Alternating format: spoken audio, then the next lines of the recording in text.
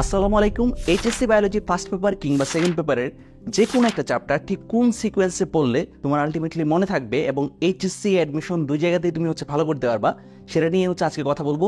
Just simple 10টা step যদি আমরা ফলো করতে পারি তাহলে এইচএসসি বায়োলজির যে কোনো একটা চ্যাপ্টার আমরা ইজিলি পরে কভার করতে পারবো এবং পাশাপাশি সেই জিনিসটা দীর্ঘদিন মনে রাখতে পারবো। ঠিক আছে? সো আজকে মেইন ভিডিওতে যাওয়ার আগে তোমাদেরকে একটা ছোট্ট অনুরোধ করবো, না সাবস্ক্রাইব করতে বলবো না, সাবস্ক্রাইব অলরেডি তোমরা করে রাখছো আশা করি। সো এই জিনিসটা একটা স্ক্রিনশট নিয়ে নাও। স্ক্রিনশট নিয়ে নিলে যে জিনিসটা হবে যে পরবর্তীতে আমরা মিল রেখে রেখে যে কোনো একটা চ্যাপ্টার পড়তে পারবো। স্ক্রিনশট নিয়ে নিছো? ওকে, শুরু করা যাক। প্রথমত আমরা যেই চ্যাপ্টারটা সিলেক্ট করবো, ধরা যাক আমরা কোষ বিভাজন পড়বো। ঠিক আছে? বায়োলজি ফার্স্ট পেপারের সেকেন্ড চ্যাপ্টার কোষ বিভাজন, আমরা সবাই জানি। সো এই চ্যাপ্টারটা যদি আমরা পড়া শুরু করি তাহলে আমাদের ফার্স্ট স্টেপ বা প্রথম যে কাজ সেই জিনিসটা হবে ওভারভিউ দ্য ফুল চ্যাপ্টার, অর্থাৎ ফুল চ্যাপ্টারটা একদমই চ্যাপ্টারের শুরু থেকে শেষ পর্যন্ত যা আছে আমরা জাস্ট একবার কি করব, একবার ওভারভিউ করে নিব, দেখে নিব যে এই চ্যাপ্টারের ভিতর আসলে কি কি জিনিস আছে। ঠিক আছে? অর্থাৎ মেইন টাইটেলগুলো বা ছবিগুলো আমরা একবার দেখে নিব। দেখে নিতেই আমাদের মোটামুটি একটা আইডিয়া হয়ে যাবে যে এই যে ফুল চ্যাপ্টারটা আছে, কোষ বিভাজনের ফুল চ্যাপ্টারটা পড়তে আলটিমেটলি আমার কতদিন সময় লাগতে পারে, একটা এস্টিমেট আমরা পাবো। ঠিক আছে? এবং পাশাপাশি আমরা টার্গেট ঠিক করব যে আমরা এই চ্যাপ্টারটা ধরা যাক কথার কথা 5 দিনই শেষ করব। ঠিক আছে? সো আমাদের টার্গেটটা কিন্তু ফিক্স হয়ে যায়। সো এটা গেল ফার্স্ট স্টেপ। সেকেন্ড স্টেপ এই যে চ্যাপ্টার কোষ বিভাজন চ্যাপ্টার, সেই কোষ বিভাজন চ্যাপ্টারের মাঝে আমরা চেষ্টা করব 3 থেকে 4টা টপিক সিলেক্ট করতে। ঠিক আছে? যে এই 3 থেকে 4টা টপিক আমরা পড়ার চেষ্টা করবো। মনে রাখবা বায়োলজি বইয়ের মাঝে আসলে টপিকগুলো অনেক বড় বড় হয়। সো 3 থেকে 4টা টপিকের বেশি আমি কখনোই সাজেস্ট করি না এক বসাতে পড়তে। সো তুমি যে কাজটা করবা সেটা এই কোষ বিভাজন চ্যাপ্টারের মাঝে তুমি সিলেক্ট করবা 3 থেকে 4টা টপিক। সো প্রথম টপিক কোষ বিভাজন নিয়ে কিছু কথাবার্তা এখানে লেখা আছে। সেকেন্ড টপিক অ্যামাইটোসিস কোষ বিভাজন। এরপর থার্ড টপিক মাইটোসিস কোষ বিভাজন এবং ফোর্থ টপিক কোষচক্র ও ইন্টারফেজ। সো ধরা যাক আমরা কোষচক্র এবং ইন্টারফেজ পর্যন্ত পড়াশোনা করবো। সো এই 4টা টপিক আমরা সিলেক্ট করলাম। সিলেক্ট করার পর তারপর তোমাদের যে কাজটা হবে সেটা আমি যে জিনিসটা সবসময় করতাম, আমি যেতাম ইউটিউবে গিয়ে ফ্রি ভিডিও দেখার চেষ্টা করতাম। বা তুমি যদি কোনো পেইড কোর্সে ভর্তি হয়ে থাকো, আমার কোর্সে যারা ভর্তি আসো, এই কোর্সে যারা ভর্তি আসো তারা কোর্সের প্লে লিস্টে যাবা। প্লে লিস্টে গেলেই তুমি ওই 3 থেকে 4টা টপিক কভার করছে যেই 2-3টা ভিডিও, ওই 2-3টা ভিডিও আগে দেখবা। ঠিক আছে? সো অনেকেই যে ভুলটা করে তারা কলেজে ধরো একটা চ্যাপ্টার পড়াইতেছে, এই চ্যাপ্টারটা শেষ না হওয়া পর্যন্ত সেই চ্যাপ্টারে পড়া শুরু করে না, অথবা টিউশনে বা প্রাইভেট টিউটরের কাছে পড়তেছে, সেই প্রাইভেট টিউটর একটা ফুল চ্যাপ্টার শেষ করবে তারপর গিয়ে সে মেইন বই পড়া শুরু করবে। এরকম অনেকে করে, যে জিনিসটা একদমই ভুল কাজ। সো তোমাদের যে কাজটা করতে হবে সেটা 3 থেকে 4টা টপিকের বেশি কখনোই টার্গেট নেবে না, এবং 3 থেকে 4টা টপিক কভার করে যে ভিডিওগুলো, জাস্ট ওই ভিডিওগুলো দেখবা। দেখার পর তুমি সাথে সাথে নিজের একটা নোট বানাবা। সো নিজের নোট বানানো, এটা আমাদের থার্ড স্টেপ। ধরো তুমি যে ক্লাসটা করছো সেই ক্লাসে অ্যামাইটোসিস পড়ানো হয়েছে, কোষচক্র পড়ানো হয়েছে। সো অ্যামাইটোসিস পড়ানোর সময় বা কোষচক্র পড়ানোর সময় যে ভাইয়ের কাছে তুমি পড়তেছো, সেই ভাইয়া একদম সহজ করে যেই ভাষাতে বলতেছে বা যেই ভাষাতে তুমি নিজে বুঝছো সেরকম ভাবে নিজের নোটটা করবা। নোটের ভাষাটা হবে একদম নিজের ভাষায়। ঠিক আছে? আমি যেরকম ভাবে লিখতাম, আমার নোটের মাঝে মাঝে থাকতো যে এই ক্ষেত্রে মেইন কাহিনী হইলো, আমি একদম এরকম ভাবে লিখতাম, মেইন কাহিনী হইল। ঠিক আছে? এরকম ভাবে লিখতাম। বা বিহাইন্ড দ্য সিন লিখতাম, বা বাই দ্য ওয়ে লিখতাম। মানে একদম যে ভাষাতে লিখলে আমি নিজে পরবর্তীতে পরে বুঝতে পারবো, মজা পাবো, বা জিনিসটা মনে থাকবে, আমার মেইন কাহিনীটা আমি ধরতে পারবো, এক্স্যাক্টলি ওই ভাষাতে আমি নোট করতাম। সো আমি তোমাকেও সাজেস্ট করবো যে তুমি যেই ভাষাতে মনে রাখতে পারো ওই রকম ভাবেই শর্টকাট ভাবে বা মেইন কাহিনী হইলো বা এরকম ভাবে মজার সাথে একটা নোট করবা। ঠিক আছে? যে নোটটা পরবর্তীতে তুমি পড়লেই মেইন কাহিনীটা ধরতে পারবা। যে অ্যামাইটোসিস এমন একটা প্রক্রিয়া যে প্রক্রিয়ার ক্ষেত্রে কোনো ধরনের অন্তর্বর্তীকালীন ধাপ থাকে না, অর্থাৎ প্রোফেস প্রোমেটাফেস এরকম কিছু থাকে না। ঠিক আছে? সো এরকম নিজের ভাষাতে লিখতে হবে। এবং পাশাপাশি খেয়াল রাখবা যে বায়োলজির যে কোনো একটা ক্লাস, সেটা হতে পারে আমার ক্লাস বা যেই ভাইয়ের তুমি ক্লাস দেখতেছো সেই ভাইয়ের ক্লাসটা নোট করার ক্ষেত্রে জাস্ট 4টা জিনিস তুমি লিখতে পারলে হয়ে গেল। 1 নম্বর কথা ভাইয়া যদি ক্লাসের মাঝে বলে যে এই জিনিসটা একটা বেসিক, যেমন ভাইয়া যদি দেখায় যে এটা একটা ক্রোমোজোম আর এটা আরেকটা ক্রোমোজোম যার কিনা 2টা ক্রোমাটিড আছে, এই ক্রোমোজোমটার কিন্তু কোনো ধরনের ক্রোমাটিড নাই, এই ক্রোমোজোমটার কোনো ক্রোমাটিড নাই, অথচ এই ক্রোমোজোমটার 2টা ক্রোমাটিড আছে। ঠিক আছে? সো এই জিনিসটা কি? এই জিনিসটা একটা বেসিক। সো বেসিকটা তুমি নোট করবো অবশ্যই। পাশাপাশি ভাইয়া যদি কোনো একটা কিওয়ার্ড বলে বা শর্টকাট বলে, ওই জিনিস অবশ্যই নোট করবা। যেমন কথার কথা ভাইয়া বলতেছে ধরো কেরিওকাইনেসিস, ভাইয়া কি বলছে? কেরিওকাইনেসিস। এই জিনিসটার মাঝে কেরিও যে কথাটা আছে, এই কথাটা দ্বারা আসলে কি বোঝায়? নিউক্লিয়াসকে বোঝায়। সো এই কথাটা তুমি অবশ্যই নোট করবা, তোমার নোটের মাঝে এই জিনিসটা থাকতে হবে। ঠিক আছে? কারণ এই জিনিসটা থাকলে পরবর্তীতে তুমি যখনই কেরিও বা কেরিয়ন কথাটা পাবা, তুমি কিন্তু আলটিমেটলি বুঝে যাবা যে এই জিনিসটাতে নিউক্লিয়াস সংক্রান্ত কোনো একটা কিছু বোঝানো হচ্ছে। ফর এক্সাম্পল আমি যেভাবে পড়াই যে ক্লাসের মাঝে আমি বলে দিই যে এই জিনিসটা মানে আসলে কি বা এই কিওয়ার্ডটার মানে আসলে কি। ক্যারিও কথাটার মানে হচ্ছে বা ক্যারিয়ন কথাটার মানে হচ্ছে নিউক্লিয়াস। সো এই জিনিসটা তুমি নোট করলে পরবর্তীতে তুমি গিয়ে যখন হচ্ছে পাবা প্রোক্যারিওটিক এই কথাটা যখনই পাবা তখন কিন্তু তুমি মোটামুটি একটা আন্দাজ করে ফেলতে পারবা না যে ভাইয়া তো বলছিল ক্যারিও কথাটা মানে হচ্ছে নিউক্লিয়াস, তাহলে এখানে কি পাইতেছি, এখানে পাইতেছি প্রোক্যারিওটিক। প্রো মানে হচ্ছে আদি, ক্যারিয়ন মানে হচ্ছে নিউক্লিয়াস, সুতরাং প্রোক্যারিওটিক জীব হচ্ছে আদিকোষী জীব বা যার নিউক্লিয়াসটা হচ্ছে সুগঠিত থাকবে না এরকম। সো তুমি কিন্তু দেখা মাত্র ধরে ফেলতে পারবা, ঠিক আছে। সো এই জন্য তোমার ক্লাসের মাঝে ভাইয়া যদি হচ্ছে কোনো ধরনের কিওয়ার্ড বা শর্টকাট নিয়ে আলোচনা করে সেই জিনিসটা নোট করবা। এবং পাশাপাশি হচ্ছে ভাইয়া যদি বলে কোনো একটা কিছু ইম্পর্টেন্ট, এই জিনিসটা হচ্ছে বোর্ড পরীক্ষায় আসছিল বা হচ্ছে এই জিনিসটা হচ্ছে মেডিকেলে আসছিল, সো ওই জিনিসটা তুমি হচ্ছে খাতায় কোনায় লিখে ফেলবা, ঠিক আছে। এবং আরেকটা জিনিস যেটা হচ্ছে অনেকে নোট করে না, ধরো হচ্ছে ভাইয়া ক্লাসের মাঝেই কোনো একটা কিছু সম্পর্কে এটা সম্পর্কে ধরো হচ্ছে একটা মজার ঘটনা বললো, সো তুমি চেষ্টা করবো সেই মজার ঘটনাটাকে একটু ছোট করে হচ্ছে খাতার মাঝে লিখে ফেলতে, কারণ পরবর্তীতে তুমি যখন হচ্ছে ওই নোটটা রিভিশন দিতে যাবা ওই মজার ঘটনার যে কথাটা আছে সেই জিনিসটা দেখা মাত্রই তোমার ব্রেনের মাঝে কিন্তু একটা ইন্টারেস্ট তৈরি হবে বায়োলজির প্রতি। এবং পাশাপাশি হচ্ছে ওই ঘটনাটা দেখেই হচ্ছে ওই ক্লাসের মাঝে আর কি কি পড়াইছিল ভাইয়া বা আর কি কি হচ্ছে বলছিল ভাইয়া সেই জিনিসটা কিন্তু তোমার মোটামুটি হচ্ছে মনে পড়ে যাবে, ঠিক আছে। এই জিনিসটাকে আমি বলি হচ্ছে মাইলস্টোন ইফেক্ট, ঠিক আছে। মাইলস্টোন ইফেক্ট মানে কি, আমাদের ব্রেন সবসময় হচ্ছে কোনো একটা ঘটনা, যে ঘটনার সাথে আমাদের ইমোশনাল অ্যাটাচমেন্ট তৈরি হয়, সেই ঘটনাটাকে একটা মাইলস্টোন হিসেবে ধরে এটার সারাউন্ডিংয়ে যা যা আছে সেই জিনিসটা মনে রাখতে পারে। একটা উদাহরণ দিয়ে জিনিসটা বোঝানো যাক যে আমরা জানি যে 1953 সালে, কত সালে, 1953 সালে ডিএনএর গঠন যে আমরা আজকে দেখি হচ্ছে এরকম দ্বিসূত্রক অর্থাৎ ডাবল হেলিক্স, সো ওই জিনিসটা বিজ্ঞানী ওয়াটসন এবং ক্রিক তারা হচ্ছে আবিষ্কার করেন, অর্থাৎ ডাবল হেলিক্স মডেল আবিষ্কার করেন। তারা কি আবিষ্কার করেন? Double helix model. কত সালে? 1953 সালে। যদিও হচ্ছে এই জিনিসটা মনে না রাখলেও কোনো সমস্যা নাই, বাট আমি জাস্ট একটা উদাহরণ দিতেছি যে ডাবল হেলিক্স মডেল 1953 সালে হচ্ছে বিজ্ঞানী ওয়াটসন এবং ক্রিক তারা হচ্ছে আবিষ্কার করেন, ঠিক আছে।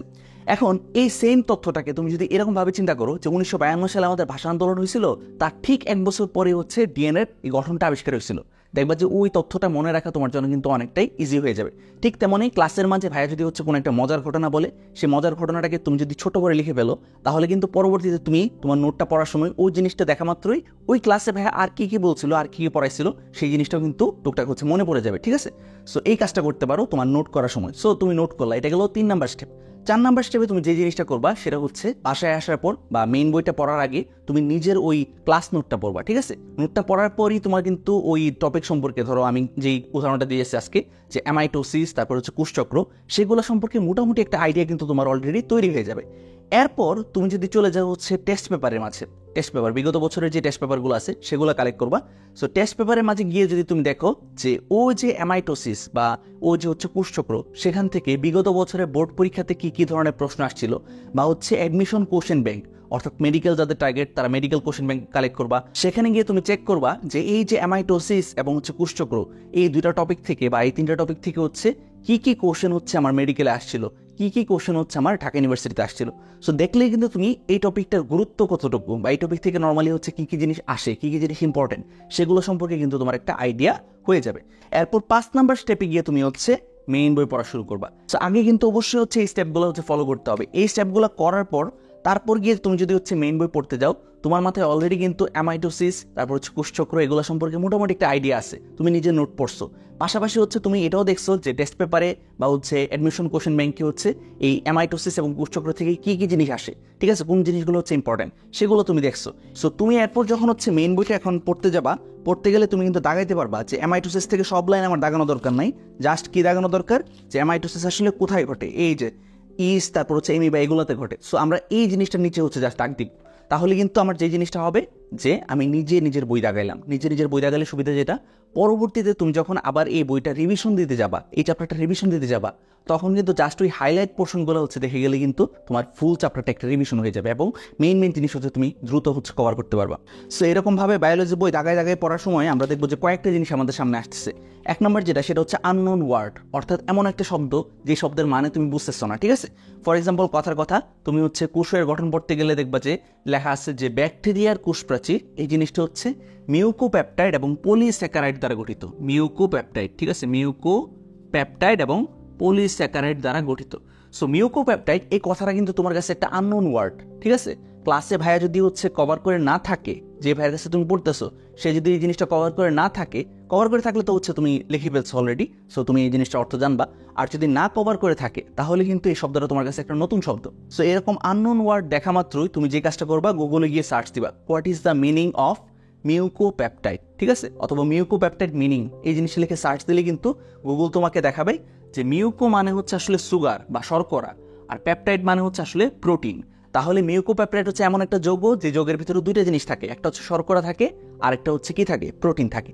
সো এরকমভাবে কিন্তু আননোন ওয়ার্ড দেখা মাত্রই তুমি যে কাজটা করবা, গুগলে গিয়ে বা উইকিপিডিয়াতে গিয়ে হচ্ছে সার্চ দিয়ে সেই জিনিসটার অর্থ খুঁজে বের করবা, এবং সেই যে অর্থটা তুমি পাইছো সেই অর্থটা হচ্ছে বইয়ের মাঝে যেখানে হচ্ছে তুমি পাইছো সেটার এক কোণাতে হচ্ছে একটু ব্র্যাকেটে হচ্ছে সুন্দর করে লিখে ফেলবা।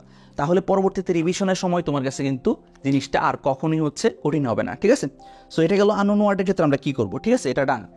2 নাম্বার আমরা পড়ার ক্ষেত্রে যে জিনিসটা পাইতে পারি সেটা হচ্ছে কোনো একটা প্রসেস বা চক্র, ঠিক আছে। আমি একটা উদাহরণ দিয়ে তোমাদেরকে দেখাই, আজকে একদম লাইভ ডেমনস্ট্রেশন আমি করতেছি যাতে তোমরা ইজিলি বুঝতে পারো। যেমন কথার কথা তোমরা চতুর্থ অধ্যায় পড়তেছো, ধরো অণুজীব পড়তেছো। সো অণুজীবের ক্ষেত্রে দেখো যে অণুজীবের ক্ষেত্রে আমরা যদি একটু সামনে আগাইলে আমরা কি পাবো, লাইটিক সাইকেল, একটা চক্র পাবো, ঠিক আছে। এরকম কিছু চক্র পাইতে পারো। এই চক্রগুলো কিভাবে মনে রাখবা, চক্রগুলো মনে রাখার ক্ষেত্রে বা প্রসেস, যে কোনো একটা প্রসেস, ধরো ডিএনএ রেপ্লিকেশন তুমি পড়তেছো বা ডিএনএ রেপ্লিকেশন তুমি পাইছো। সো সেই ক্ষেত্রে আমার ফার্স্ট যে সেশন এবং সবচেয়ে ইম্পর্টেন্ট যে সেশন, সেই জিনিসটা হচ্ছে তোমরা চলে যাবা ইউটিউবে গিয়ে কি সার্চ দিবা, ইউটিউবে গিয়ে সার্চ দিবা লাইটিক সাইকেল, লাইটিক চক্র তোমরা পাইছো। সো লাইটিক সাইকেল অ্যানিমেশন, ঠিক আছে, লাইটিক সাইকেল অ্যানিমেশন। সো এই জিনিসটা লিখে সার্চ দিলে এরকম যে চক্রটা তোমরা পাবা সেই চক্রের লাস্টে অ্যানিমেশন কথাটা লিখবা, তাইলে দেখবা যে হচ্ছে 3 থেকে 4 মিনিটের বা 5 মিনিটের হচ্ছে একটা অ্যানিমেশন ভিডিও তুমি দেখতেছো। সেই অ্যানিমেশন ভিডিওটা দেখলে, ওই ভিডিওটা দেখার পর তুমি যখন হচ্ছে মেইন বইটা পড়বা, দেখবা যে তোমার কাছে জিনিসটা সহজ হয়ে গেছে, ঠিক আছে। সো আমরা চক্র বা প্রসেস এই জিনিসটা পাওয়া মাত্রই যে কাজটা করবো, ইউটিউবে গিয়ে সার্চ দেবো অ্যানিমেশন লিখে, ঠিক আছে। সো অ্যানিমেশন লিখে সার্চ দিলেই ওই অ্যানিমেশনটা আমরা দেখবো। দেখার পর লাইটিক সাইকেল আমরা যখন হচ্ছে পড়তে যাবো বা যে চক্রটা আমরা পড়তেছি সেটা যখন পড়তে যাবো, আমাদের কাছে একদমই ইজি হয়ে যাবে। সো এটা গেল। এরপর আসে যাবো হচ্ছে উদাহরণ লিস্ট, এই জিনিসটা তোমাদেরকে দেখাই আমি। সো উদাহরণ লিস্ট দেখো, যে এই যে দেখো তোমাদেরকে দেখাই। সো এই যে ভাইরাসের প্রকারভেদ, ঠিক আছে, ভাইরাসের প্রকারভেদ, অণুজীব চ্যাপ্টারের মাঝে ভাইরাসের প্রকারভেদ। দেখো দণ্ডাকার ভাইরাস মানে কি, দণ্ডের মতো এরকম লম্বা লম্বা যে ভাইরাসগুলো থাকে, এগুলোর মাঝে কি কি আছে, alpha mosaic virus, mouse virus বা টোবাকো মোজাইক ভাইরাস, এরকম কিছু ভাইরাসের নাম আছে। সো এরকম কিছু উদাহরণ তোমাদের কিন্তু হচ্ছে বায়োলজি পড়তে গেলে মনে রাখতে হবে, ঠিক আছে। সো সেই উদাহরণগুলো কিভাবে মনে রাখা যায়, উদাহরণগুলো মনে রাখার জন্য যে 3টা ভাইরাসের কথা বললাম, সেই 3টা ভাইরাস মনে রাখার জন্য আমরা কমনলি যে নেমোনিকটা ইউজ করি, সেই নেমোনিকটা হচ্ছে ATM, ঠিক আছে। ATM মানে অটোমেটিক টেলার মেশিন না, এখানে যে জিনিসটা ATM দিয়ে আমরা মনে রাখি ওই 3টা ভাইরাসের নাম। এ দিয়ে হচ্ছে আলফা মোজাইক ভাইরাস, টি দিয়ে হচ্ছে টোবাকো মোজাইক ভাইরাস, এবং এম দিয়ে হচ্ছে মাউস ভাইরাস। সো আমরা ATM কথাটা হচ্ছে মনে রাখার মাধ্যমে, বা এটাকে বলা হয় হচ্ছে নেমোনিক, ঠিক আছে, এটাকে কি বলা হয়, নেমোনিক বলা হয়। সো এই নেমোনিকটা মনে রাখার মাধ্যমে কিন্তু আমরা হচ্ছে ভাইরাসগুলোর নাম মনে রাখতে পারছি। ডিঅক্সিরাইবোনিউক্লিক অ্যাসিড, এই জিনিসটা মনে রাখতে গেলে তোমার কিন্তু খুব কষ্ট হইতো, বাট বারবার হচ্ছে ডিএনএ মনে রাখার কারণে কিন্তু তোমার কাছে জিনিসটা সহজ হয়ে গেছে। সো আমাদের ব্রেইন হচ্ছে এরকম নেমোনিকগুলো মনে রাখতে পারে। সো যখনই হচ্ছে তুমি একটা উদাহরণের লিস্ট পাবা, ঠিক আছে, বায়োলজি পড়তে গেলে এরকম যখনই হচ্ছে তুমি একটা উদাহরণের লিস্ট পাবা, তুমি চেষ্টা করবা এই উদাহরণগুলোকে কোনো একটা এরকম নেমোনিক দিয়ে হচ্ছে মনে রাখতে। সো নেমোনিকগুলো কোথায় পাবো ভাইয়া, নেমোনিকগুলা আমরা অ্যাডমিশনের যে হচ্ছে গাইডগুলো বলতেছি বা অ্যাডমিশনের যে কোশ্চেন ব্যাংকগুলো বলতেছি, সেগুলোর সলিউশনই হচ্ছে অনেক ক্ষেত্রে এই নেমোনিকগুলো দেওয়া থাকে। যদি সেখানেও না পাও, গুগলে গিয়ে সার্চ দিবা ডিএনএ ভাইরাস নেমোনিক, এই জিনিসটা লিখে সার্চ দিলে কিন্তু ডিএনএ ভাইরাসগুলো মনে রাখার জন্য কোনো নেমোনিক যদি অ্যাভেলেবেল থাকে, সো সেই জিনিসটা কিন্তু চলে আসবে। সো বায়োলজি পড়তে গিয়ে যখনই হচ্ছে আমরা উদাহরণ মনে রাখতে যাব, আমরা কি করব, এরকম কিছু নেমোনিক দিয়ে সেই জিনিসটা মনে রাখবো।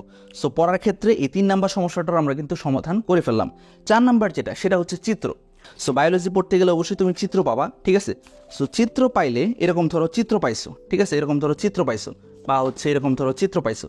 সো ওই চিত্র পাওয়ার পর তোমার কাজ কি হবে, তোমার কাজ হবে আগে যাচাই করা যে এই চিত্রটা কি ইম্পর্টেন্ট কিনা আমার এইচএসসির জন্য। চিত্র তো নর্মালি হচ্ছে অ্যাডমিশনে লাগে না, সো চিত্র লাগে হচ্ছে মেইনলি এইচএসসির জন্য। সো আমরা আগের স্টেপে কিন্তু হচ্ছে টেস্ট পেপার অ্যানালাইসিস করছি। টেস্ট পেপারে কিন্তু আমরা অলরেডি দেখে নিচ্ছি যে এই টপিক থেকে, যে টপিক আমরা পড়তেছি সেই টপিক থেকে প্রিভিয়াস ইয়ারে কী কী ধরনের প্রশ্ন আসছে বোর্ড পরীক্ষাতে। সো ওই জিনিসটা দেখলেই কিন্তু আমরা বুঝতে পারবো যে এই যে আমি পাইলাম এরকম সুন্দর দেখতে টোবাকো মোজাইক ভাইরাস বা করোনা ভাইরাসের এই চিত্র, এই চিত্রটা কি শেখা আমার জন্য জরুরি কিনা, ঠিক আছে।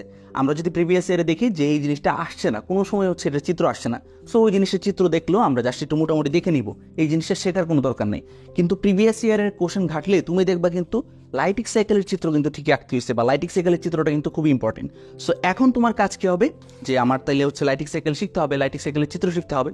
চিত্র শেখার জন্য তুমি যে কাজটা করবা সেটা হচ্ছে ইউটিউবে আবার যাবা, ইউটিউবে গিয়ে সার্চ দিবা how to draw lytic cycle, অথবা how to draw steps of lytic cycle, অথবা লাইটিক সাইকেল ফিগার সিম্পলিফাইড, এইরকম লিখে হচ্ছে সার্চ দিলে কিন্তু তুমি ইজিলি হচ্ছে কিভাবে ওই জিনিসগুলো বা ওই চিত্রগুলো আঁকা যায় সেটা কিন্তু ভিডিও পেয়ে যাবা। ওই ভিডিওটা দেখে দেখে হচ্ছে ওই চিত্রটা প্র্যাকটিস করলেই তোমার কিন্তু চিত্র নিয়ে আর কোনো ধরনের সমস্যা হবে না।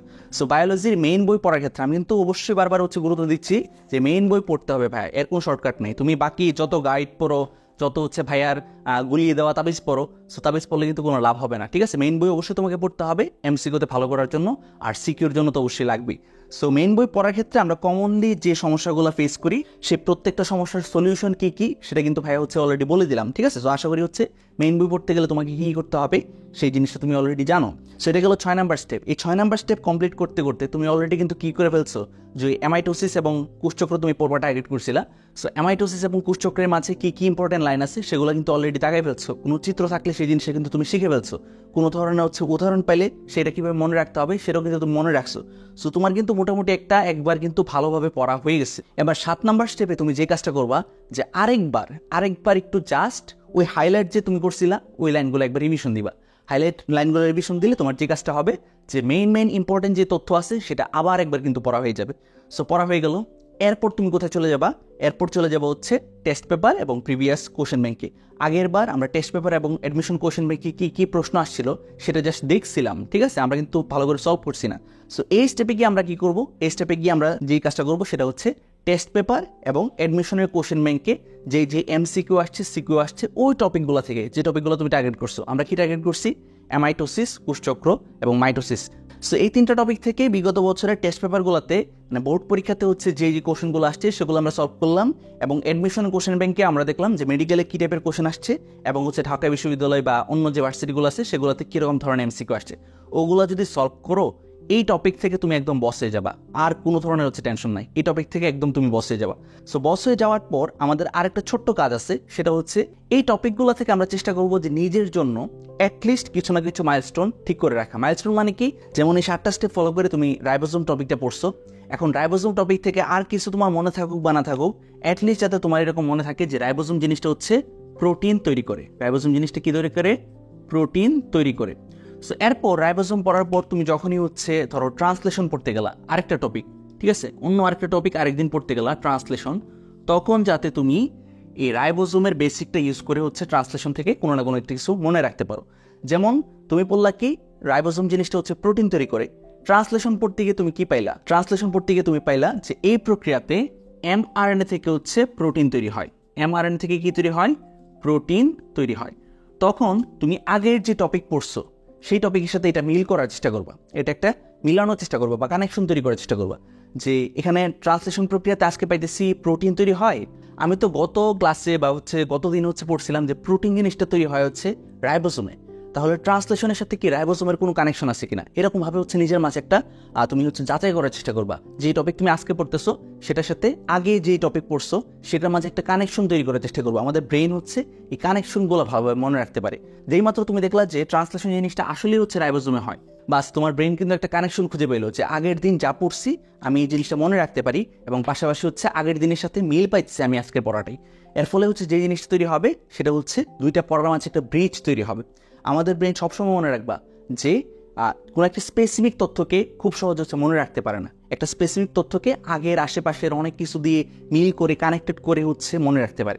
সো এরকমভাবে প্রত্যেকটা টপিক যখন তুমি পড়তেছো চেষ্টা করবে একটা মাইলস্টোন গেঁথে যেতে, যে এই টপিক থেকে আর কিছু আমার মনে থাকুক বা না থাকুক এই জিনিসটা অ্যাটলিস্ট মনে থাকবে। এরপর তুমি যে মাত্র নেক্সট টপিকে যাবা, নেক্সট টপিকে যাওয়া মাত্র তুমি চেষ্টা করবা যে আগের টপিকে আমি যে মাইলস্টোনটা গাচ্ছিলাম সেটার সাথে এই টপিকে আমি কোনো কিছুর মিল পাইতেছি কিনা, বা এই টপিকের কোনো কিছু হচ্ছে সাদৃশ্য পাইতেছি কিনা, তাহলে এই মিল করতে পারলে কিন্তু তোমার হচ্ছে সেই জিনিসটা একদম তোমার লং টার্ম মেমোরিতে কিন্তু ট্রান্সফার হয়ে যাবে, ঠিক আছে। সো এই কাজগুলো করতে পারো তুমি, এবং পাশাপাশি হচ্ছে প্রত্যেক সপ্তাহের শুক্রবার তুমি যে কাজটা করবা সেটা হচ্ছে যে এই সপ্তাহের মাঝে আমি যা যা পড়ছি সেগুলো একবার রিভিশন দিব। তাহলে যে জিনিসটা হবে যে তুমি খুব কষ্ট করে যেগুলো গেইন করছো সেগুলো আর হারাবো না, ঠিক আছে? যে টপিকগুলো তুমি আয়ত্তে নিছো সেগুলো আর হারাই যাবে না, ঠিক আছে?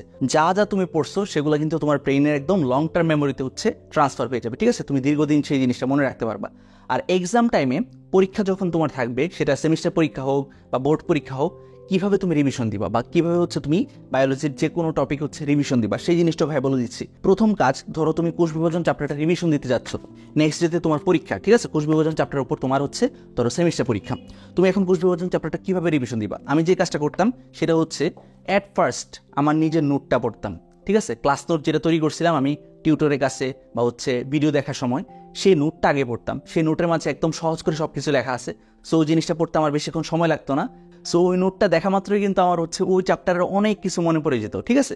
সো নোটটা আমি দেখতাম, নোটটা দেখার পর এরপর আমার কাজ কি, পরীক্ষায় ভালো করতে হবে। পরীক্ষায় কী টাইপের কোশ্চেন আসে সেই জিনিসটা যাচাই করতে হবে। যাচাইয়ের জন্য যদি আমার হচ্ছে সেমিস্টার পরীক্ষা হয়, আমি কোথায় চলে যাব? আমি চলে যাব হচ্ছে টেস্ট পেপারে। টেস্ট পেপারে গিয়ে দেখবো যে প্রিভিয়াস বোর্ড পরীক্ষাতে এই ফুল চ্যাপ্টার থেকে, কোষ বিভাজন চ্যাপ্টার থেকে কোন কোন টপিক হচ্ছে আমার আসছে, কোন কোন টপিক থেকে হচ্ছে সিকিউতে প্রশ্ন আসছে, এমসিকিউতে প্রশ্ন আসছে। সো ওই টপিকগুলো আমি সিলেক্ট করতাম যে এগুলো হচ্ছে আমার একদম হাইলাইটেড হটস্পট, ঠিক আছে? এগুলোতে আমার একদম ভালো করে হচ্ছে মনোযোগ দিয়ে পড়তে হবে। ওই টপিকগুলো সিলেক্ট করার পর এরপর আমি হচ্ছে মেইন বইতে গিয়ে জাস্ট যেই জিনিসগুলো আমি হাইলাইট করে রাখছিলাম, ধরো আমি দেখলাম যে মাইটোসিস টপিকটা খুবই ইম্পর্টেন্ট, প্রিভিয়াস ইয়ারে হচ্ছে এখান থেকে প্রত্যেক বছরই হচ্ছে প্রশ্ন আসছে। সো মাইটোসিস পড়ার সময় আমি কি সব পড়তে যাব? না, সব পড়ার এত সময় নেই, পরীক্ষার আগের এত সময় থাকে না। সো তখন আমার যে লাইনগুলো হচ্ছে আমি ফার্স্টবার পড়ার সময় দাগায় রাখছিলাম সেগুলো কিন্তু আমি খুব ভালো করে হচ্ছে পড়ে যাব। তাহলে যে জিনিসটা হবে যে আমি খুব দ্রুত এই চ্যাপ্টারটা রিভিশন দিয়ে ফেলতে পারবো, এবং পাশাপাশি হচ্ছে ম্যাক্সিমাম এমসিকিউ সিকিউ কিন্তু আমার ওই দাগানো লাইনগুলো থেকে হচ্ছে চলে আসবে, ঠিক আছে?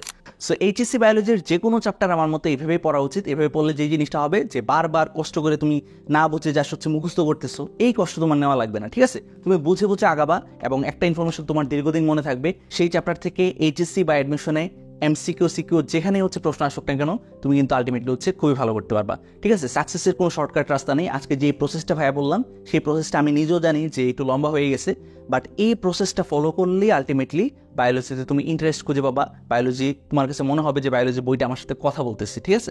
সো মোটামুটি এই ছিল আমাদের আজকের ভিডিও। এই চ্যানেলটাকে সাবস্ক্রাইব করে রাখতে পারো যদি সাবস্ক্রাইব অলরেডি না করে থাকো। তোমাদের সাথে খুব শীঘ্রই দেখা হচ্ছে আমার নতুন কোনো একটা ভিডিওতে। সেই পর্যন্ত সবাই ভালো থাকো।